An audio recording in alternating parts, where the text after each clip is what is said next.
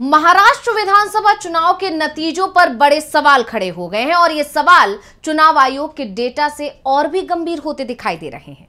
विपक्ष तो पहले ही ईवीएम पर सवाल उठा रहा था और वोटों की गिनती से, लेकिन मतदाता सूची तक के जो आंकड़े चुनाव आयोग की तरफ से दिए गए हैं उसके बाद तो पूरा चुनाव ही सवालों के घेरे में दिखाई दे रहा है।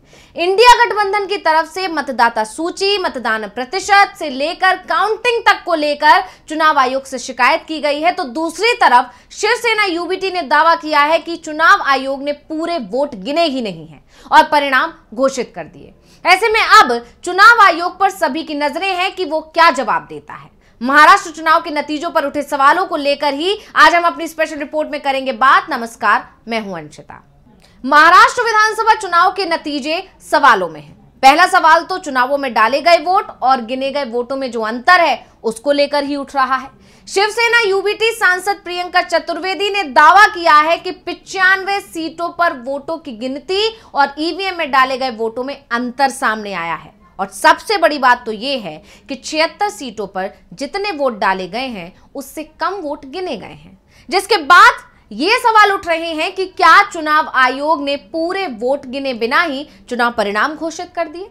इसके अलावा 19 सीटों पर जो वोट डाले गए उससे ज्यादा वोट गिन लिए गए, यानी जितने वोट डाले नहीं गए थे उससे ज्यादा गिन लिए गए। वैसे ज्यादा वोटों को लेकर चुनाव आयोग की तरफ से आमतौर पर जवाब यह दिया जाता है कि वोटिंग से पहले मॉक पोल होता है और कभी भी इस मॉक पोल में जो भी वोट डाले जाते हैं उन वोटों को चुनाव अधिकारी डिलीट नहीं कर पाता है और ये वोट काउंटिंग में शामिल हो जाते हैं, जिस कारण से कुछ बूथ पर ज्यादा वोट गिन लिया जाता है। लेकिन कम वोट गिनने पर अभी तक चुनाव आयोग की तरफ से किसी तरह की सफाई नहीं आई और इस बीच कांग्रेस ने भी चुनाव में हुए धांधली, बदले वोटिंग प्रतिशत को लेकर शिकायत चुनाव आयोग से कर दी है। तो कांग्रेस की तरफ से चुनाव आयोग को इसे लेकर एक पत्र लिखा गया है जिसमें मतदान और गिनती प्रक्रिया में गंभीर अनियमितताओं का आरोप लगाया गया है।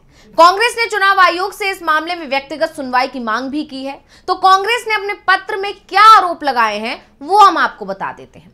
तो बता दें कि कांग्रेस ने अपने पत्र में लिखा, मतदाता सूचियों से मनमाने ढंग से मतदाताओं को हटाया गया और हर एक विधानसभा क्षेत्र में 10,000 से ज्यादा मतदाताओं को जोड़ दिया गया। मनमाने ढंग से हटाने और जोड़ने की इस प्रक्रिया की वजह से जुलाई 2024 से नवंबर 2024 के बीच महाराष्ट्र में जो मतदाता सूची थी उसमें लगभग 47 लाख नए मतदाता शामिल कर दिए गए। जिन 50 विधानसभा क्षेत्रों में औसतन 50,000 नए मतदाता जोड़े गए उनमें से 47 सीटें ऐसी हैं जिन पर सत्ताधारी गठबंधन और उसके सहयोगियों ने जीत दर्ज की है। अब चुनाव आयोग की तरफ से जारी आंकड़े संदिग्ध हैं, ऐसा कहा गया है पत्र में। चुनाव आयोग की तरफ से जारी जो आंकड़े हैं वो संदिग्ध हैं। 21 नवंबर 2024 को शाम 5 बजे तक महाराष्ट्र में जो मतदान प्रतिशत था वो 58.22% था, जो रात 11:30 बजे बढ़ गया और बढ़कर हो गया 65.02%। इसके अलावा अंतिम रिपोर्ट जब आई तो उसमें 66.05% मतदान दर्ज किया गया, जो मतगणना शुरू होने से कई घंटे पहले घोषित हुआ। यानी केवल 1 घंटे में शाम 5 बजे से लेकर 6 बजे के बीच में लगभग 76 लाख वोट डाले गए। ये सोचने वाली बात है। तो अब कांग्रेस अध्यक्ष मल्लिकार्जुन खड़गे ने भी इलेक्ट्रॉनिक वोटिंग मशीन यानी कि ईवीएम की विश्वसनीयता पर सवाल उठाते हुए मतपत्रों के उपयोग की मांग की है। उन्होंने कहा, हमें ईवीएम नहीं बैलेट पेपर चाहिए। गौरतलब है कि हाल ही में संपन्न हुए विधानसभा चुनावों में बीजेपी के नेतृत्व वाली महायुति गठबंधन यानी एनडीए ने 288 में से 230 सीटों पर जीत हासिल की और अकेले बीजेपी ने 132 सीटें हासिल की। इसके अलावा शिवसेना शिंदे गुट की बात करें तो उसने 57 सीटें जीती, वहीं एनसीपी अजीत पवार गुट ने 41 सीटें जीत ली। वहीं महाविकास अघाड़ी यानी एमबीए की बात करें तो पूरे महाविकास अघाड़ी ने, जिसको लेकर ये दावे किए जा रहे थे कि इस बार सरकार एमबीए की बनने वाली है, वो केवल 46 सीटों पर सिमट कर रह गया, जिसमें कांग्रेस की हिस्सेदारी केवल 16 सीटों की रही। जबकि इसके उलट अगर लोकसभा चुनाव के नतीजों की बात की जाए तो कांग्रेस सबसे बड़ी पार्टी बनकर उभरी थी। अब पार्टी ने यह भी कहा कि महाराष्ट्र के मतदाता डेटा पर एक पूर्व मुख्य चुनाव आयुक्त ने भी सवाल उठा दिए हैं। तो अब बात हम पूर्व मुख्य चुनाव आयुक्त की कर लेते हैं। पूर्व मुख्य चुनाव आयुक्त CCSY कुरैशी ने महाराष्ट्र विधानसभा चुनाव में अंतिम यानी प्रोविजनल मतदाता मतदान के आंकड़ों और अंतिम यानी फाइनल आंकड़ों के बीच जो व्यापक अंतर सामने आया है उस पर अपनी चिंता जाहिर की है।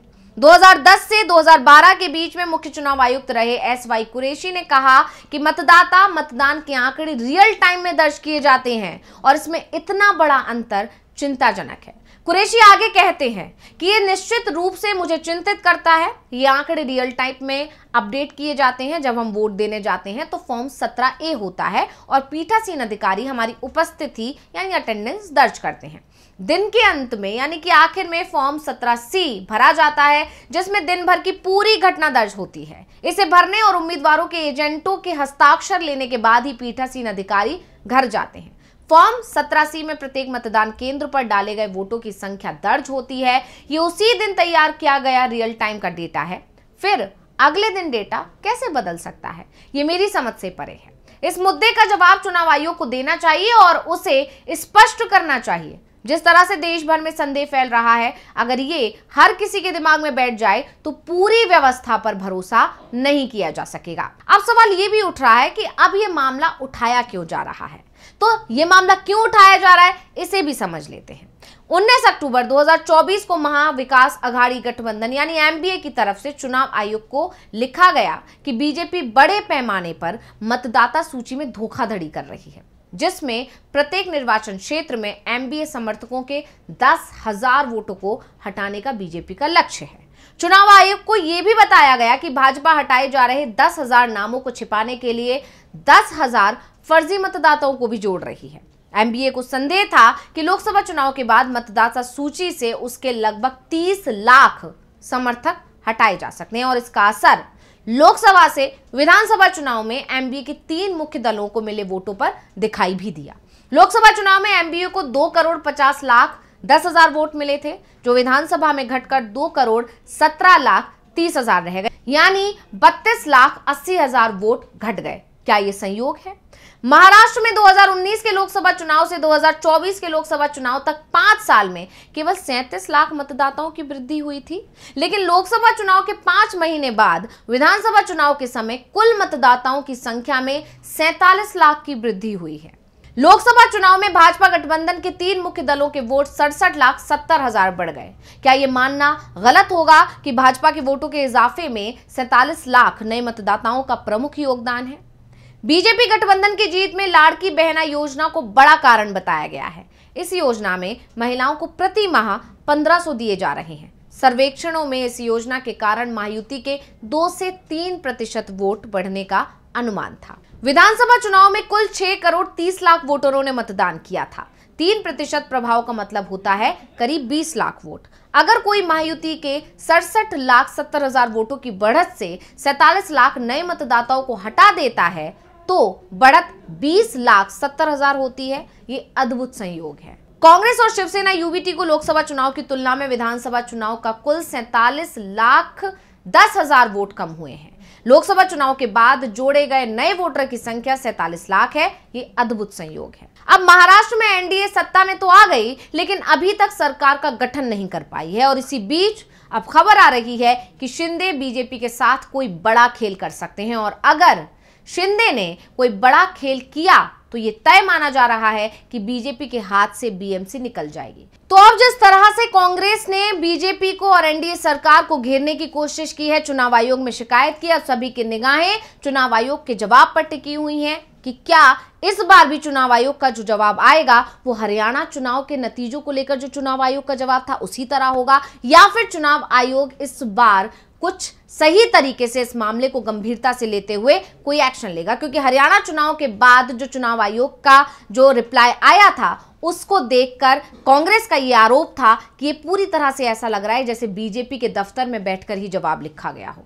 तो अब चुनाव आयोग क्या उसी तरह से रवैया अपनाएगा या फिर इस बार इस मुद्दे पर कोई एक्शन लेगा, इसी पर सभी की निगाहें टिकी हुई हैं। तो रिपोर्ट आपको कैसी लगी हमें कमेंट करके अपनी राय जरूर दीजिएगा। इसी के साथ मुझे दीजिए इजाजत। देखते रहिए DV लाइव। नमस्कार।